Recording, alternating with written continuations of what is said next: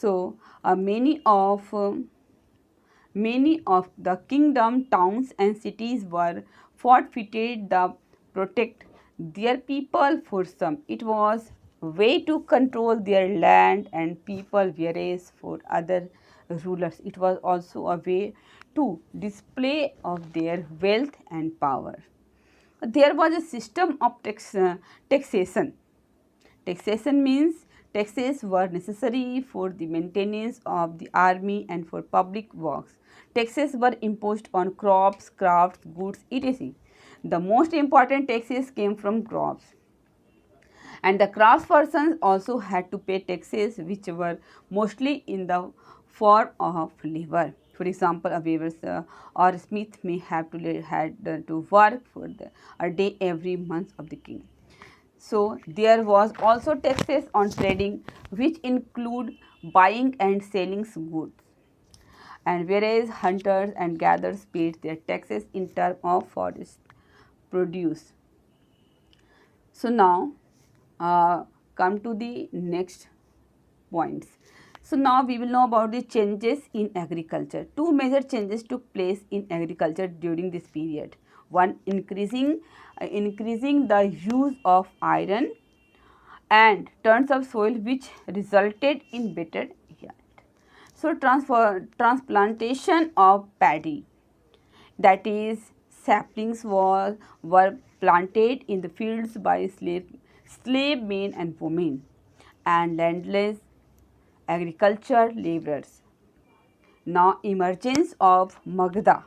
So how many types of emergence of Megha? There are 6. Magda emergence as the most important Mahajanpadas because the several reasons. Magda was important for various reasons.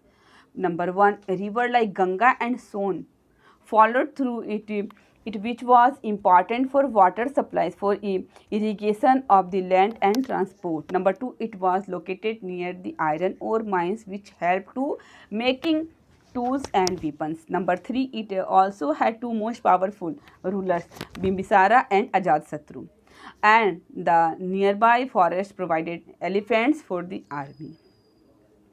So come to the next page. Number 5, forest played an important role in the providing wood for the buildings, chariots, carts and houses. Number 6 and last, both the capitals, Rajgir, which were its capitals in the beginning and was later shifted to Patliputra. Patliputra, the new name, latest name of Patna, were strategically located. European ruler Alexander from um, Macedonia wanted to conquer the world more than 2300 years ago. He was unable to do that but conquered part of the West Asia and Egypt, and then they came to India subcontinent. Soon after reaching the banks of river Bias, the soldiers refused to march further. They were scared as they had heard about the powerful rulers of India with vast and equipped, equipped army. So here you can see the picture of the Magdha. This is the blue color. So now we will know about the Vajji. Vajji was another important Mahajanpada like Magdha. Its capital Vaisali, present day Bihar, so was under Gana or Sangha. So a Gana or Sangha had not one but many rulers. In these forms, the government, even when thousands of leaders were they were known as Rajas to make important decisions and developments.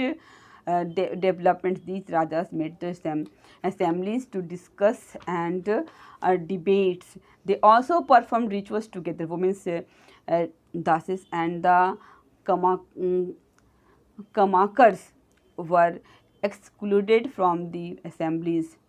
Many rajas tried to capture the conquer the Sanghas. However, they survived till 1500 years ago. The last Sangha Organa was overthrown by the Gupta's empire.